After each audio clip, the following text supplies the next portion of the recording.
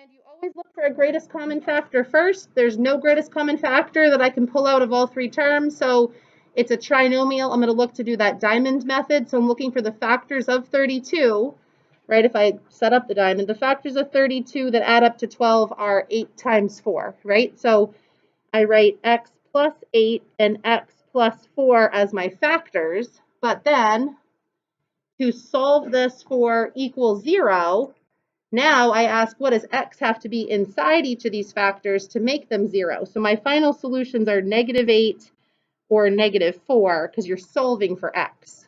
Did we do okay on all of those steps? So if it says factor, you can stop here. And if it says factor and solve, would that equal to 0? You can stop here.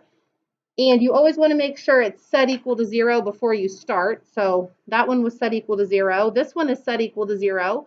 I look for a greatest common factor first. So I can divide both of these terms by 4x, and then you actually divide both terms by 4x. So I would have x minus 1 left in the parentheses, right? Because 4x squared divided by 4x, I only have x left, and anything divided by itself is 1. So now, because it's equal to 0, what does x have to be in these two places to make them 0? 4 times 0 is 0. So x is either 0 or positive 1, because 1 minus 1 would also give me 0. Do we do okay on GCF strategy? All right. So then number 3, it's not equal to 0 on the right. So your first step is to subtract the 3. So you really have 4x squared minus 4x minus 3 equals 0. This might have looked like a greatest common factor, but now that I've subtracted that 3 over, I can't do greatest common factor. So it's a trinomial and it's a 4x squared. So you could either use the box or grouping.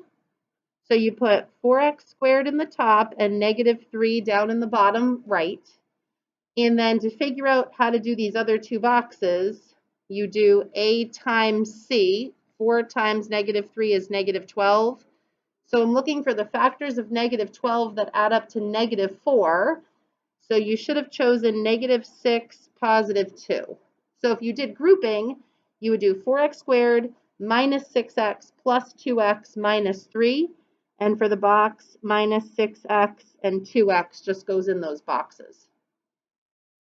So there's a lot of work on this problem, right? So now I have to decide what times what will give me 4x squared. Am I going to use a 4x? So if I put a 4x times an x, this 4x would have to either get me a 6 or the 4x would have to get me a 2. So I don't want to use 4x. I actually want to use 2x times 2x.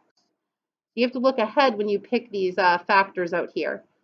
Then you should be able to fill in the rest of the box. So 2x times -3 and 2x times 1. -3 times 1 checks out. That's -3. So your factors were 2x minus 3, 2x plus 1, and your solutions aren't as obvious this time, right? Because up here, I could just say, okay, x plus 4, -4 is the answer. But now I have the factor 2x minus 3 equals 0. So in your head, think about if you were going to solve for x, you would first add the 3 to the other side, then divide by 2 to get x by itself. So that would be positive 3 halves. On this one, if this is equal to 0, you would first subtract 1 to the other side, then divide by 2. So -1/2 would be the other solution. How many of us got example 3 right? Did half of us at least? So to me, the box method is the hardest of those 4 methods. Maybe not for you, but for me, for students, that's a lot more steps than just greatest common factor. So if at least half of us are getting this right on Monday, hopefully 80 or 90% of us could be getting this all right by the test on Friday, if not 100% of us. Okay, then number 4, let's see. I could do a greatest common factor. This is also going to be difference of squares, but you could do it either way first. So take out the 4, then you have x squared minus 4 left. So you'd have 4x plus 2x minus 2 for difference of squares. So -2 or positive 2 were your two solutions. If it says factor completely, this is technically factored completely because it pulls out the greatest common factor. Did anyone write it as 2x plus 4, 2x minus 4? So if you wrote it that way, you'll get these correct solutions, but you're not going to get the full credit for factoring completely because you could have still pulled out the greatest common factor. So think for yourself, how did I do on those 4 questions? Do I need more practice? Because there's more practice on homework 1-6. There's more practice on those page 113s. All right, the 2 bonus questions. This was the cubic and its subtraction. It ends up being 10x minus 3, because you take the cube root of each term. Square 10x, you get 100x squared, put a plus sign, multiply them together would be 30x, put another plus sign, and then square the b term to get 9. Did some of us get that one right? So this is kind of a nice to start knowing for our future units. And then this one, you pretend it's x squared plus 7x plus 12 because that's an easily factorable quadratic, x plus 3 and x plus 4. To make it x to the 4th, you just square the x's inside the parentheses. So x squared plus 3, x squared plus 4. These would actually have no solutions if you said it was equal to 0, because that's not factorable and that's not factorable. So those are kind of bonus. What was the other one? Oh, cubic with grouping. So grouping to me is just the box method. So you should be able to do that one if I give it to you as a bonus as well. And then let's see, find the vertex. So this is vertex form. I just go right 3 up 9. So 3, 9. Don't multiply that out. That is vertex form. So you can read the vertex right out of there. This is intercept form, so I just need to plot this for myself. So positive 3 is one of my intercepts, and negative 5 is my other intercept. And I need to go halfway in between those values, so it's a distance of 8. So I'd have to go 4 away, right? So would I be at negative 1 as my x value? I'm a visual person, so if you can do that in your head and you know that halfway between 3 and negative 5 is negative 1, great.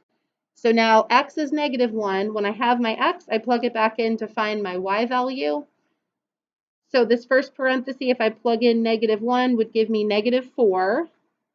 And the second parenthesis, when I plug in negative 1, would give me positive 4. So it looks like my y value is at negative 16. Did we do okay on that? I see some nods. Some people might not have gotten that far because you were spending time factoring. So I think 113A and B has practice of some graphing. And then this last one, I do the negative b over 2a formula for standard form. So negative 8, 2 times 2 is 4. So my x value would be negative 2.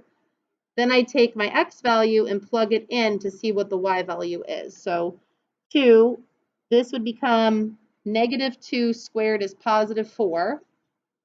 This would become negative 16, and I'm also subtracting 11. So this gives me negative 8, right? Because 8 minus 16 is negative 8.